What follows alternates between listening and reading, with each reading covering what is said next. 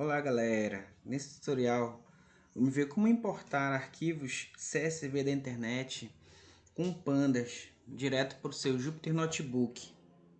Mas antes de continuar, você pode fortalecer esse projeto clicando no like, se inscrevendo no canal e ativando o sininho para receber as notificações quando tiver vídeos novos aqui no canal. Vamos lá!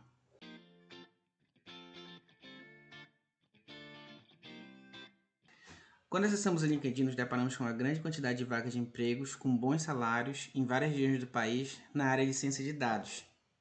E se você quer começar a trabalhar nessa área, mas fica perdido devido à grande quantidade de vídeos e sites com áreas soltas e você não sabe realmente por onde começar, na descrição desse vídeo tem vários cursos que você pode fazer para começar a entender, a se familiarizar com a área e até desenvolver seus próprios projetos, mesmo sem saber programar e com as principais ferramentas utilizadas pelas grandes empresas e pelos principais profissionais da área. A utilização de dados públicos se tornou algo bem simples devido ao grande número de datasets disponíveis atualmente, seja os estrangeiros ou os nacionais. Aqui nesse tutorial, vamos usar os dados que estão disponíveis no portal dadosabertos.gov. E para esse vídeo a gente vai utilizar os dados do INEP, referente às matrículas da região Norte em 2012. Aqui nós temos para todas as regiões brasileiras, Nordeste, Centro-Oeste, Sudeste e Sul. Nosso caso, Norte. Aqui a gente consegue encontrar um resumo desses dados.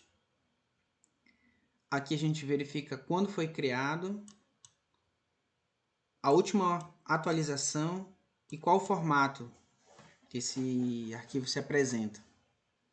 Aqui a gente tem o link, então a gente copia esse link. Esse é o mesmo link que nós temos aqui. Então vamos para a nossa importação. A gente começa importando a biblioteca Pandas. Clicando em Run. Fez a importação. Agora nós vamos atribuir o nosso link a uma variável URL. E depois nós vamos atribuir esse arquivo a uma variável chamada df, que é o nosso data frame. Então a gente tem aqui a função pd.readcsv, onde a gente pega a nossa variável URL e destaca aqui na frente. Uma outra coisa que eu gosto de fazer é olhar o arquivo antes de fazer essa importação, para verificar o formato, quantas colunas, como é que está a questão das codificações das palavras. Então aqui a gente tem caracteres especiais, acentos, certo? Como é que estão dispostas as colunas, tanto nos cabeçalhos quanto nos próprios dados. Quando a gente volta agora para a nossa importação, a gente vai colocar alguns atributos aqui. Primeiro é o encoding, para fazer o tratamento desses caracteres especiais. Não existe um padrão ou algo fixo. A gente sempre procura o formato que mais se adequa aos nossos dados. Então, nesse caso aqui, a gente tem o CP. Eu encontrei aqui, nesse caso, CP 152, que ele vai fazer a codificação desses dados. Uma outra coisa que a gente verifica são a quantidade de linhas que nós temos que só são cabeçalhos, que não são interessantes para trazer para a nossa importação. Então a gente utiliza o atributo skipRow, que é para pular 11 linhas, sendo que a linha 12 ela é a nossa linha de cabeçalho das colunas, então ela a gente precisa trazer para o nosso arquivo. E a gente também identificou durante o processo de leitura, nosso arquivo é separado por ponto e vírgula, então a gente bota aqui um CEP, ponto e vírgula. Como padrão, ele traz o read CSV, ele utiliza a vírgula como padrão, mas aqui no nosso caso a gente já especifica que é um ponto e vírgula. Então a gente vai agora rodar na nossa célula. Enquanto tiver esse asterisco aqui, quer dizer que ainda está processando. Uma vez que aparece o número, quer dizer que já finalizou. Agora a gente vai utilizar algumas funções para ler os nossos dados. Primeiro que a gente vai utilizar é o read. Como padrão, ele lê as 5 primeiras linhas do nosso arquivo. Se a gente precisar ler mais linhas, a gente pode utilizar alterar aqui dentro do parênteses a quantidade e ele já automaticamente lê as 10 primeiras linhas dos nossos dados.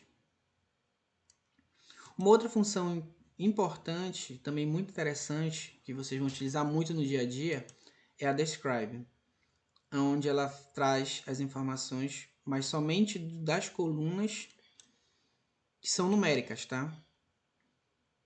E a gente consegue identificar aqui que ela faz uma estatística dessas colunas. Valor mínimo, valor máximo, média, quantas linhas eu tenho.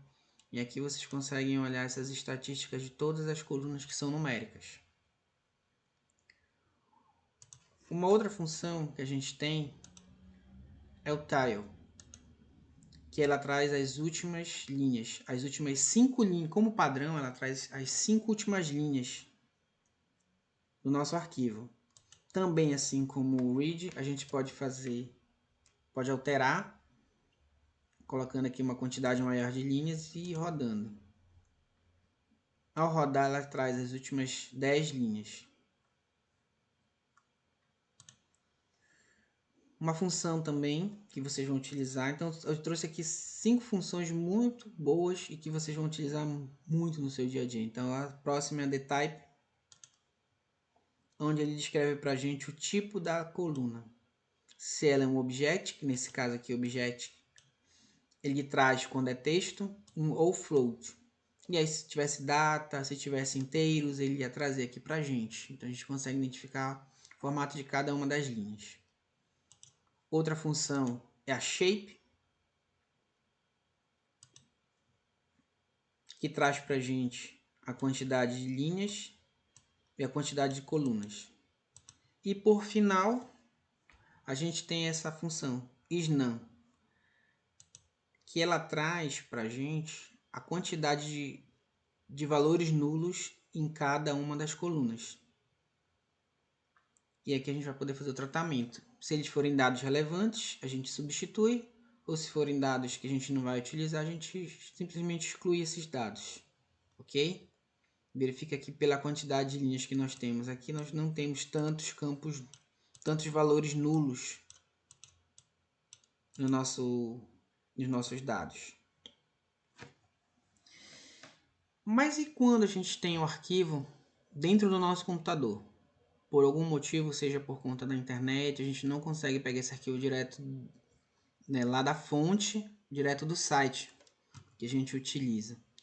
Então a gente vem aqui no nosso dataset, a gente clica dentro do repositório e ele vai salvar esse arquivo dentro do nosso computador.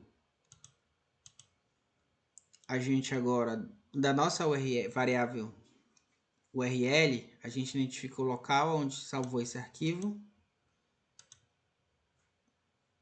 atribui a um data frame, fazendo as mesmas codificações, os mesmos atributos que nós vimos anteriormente, e aqui a gente vai agora ler esse arquivo. E pronto, ele trouxe da mesma forma para a gente, seja através da internet, como nós vimos aqui acima, através do link, ou seja direto do nosso computador. Há uma coisa que a gente precisa sempre ficar atento. Se vocês estiverem trabalhando com Windows, assim como eu, o Windows ele traz sempre essa barra. A gente tem que trabalhar com a barra invertida dentro do nosso Jupyter Notebook, ok? Então é isso, galera. Espero que vocês tenham gostado. Lembrando que se gostou, deixa aquele like e se inscreve no canal. E assim eu vou saber que vocês estão gostando dos vídeos. Isso me motiva a sempre estar publicando coisas novas aqui no canal. Tá ok? Abraço e até o próximo vídeo.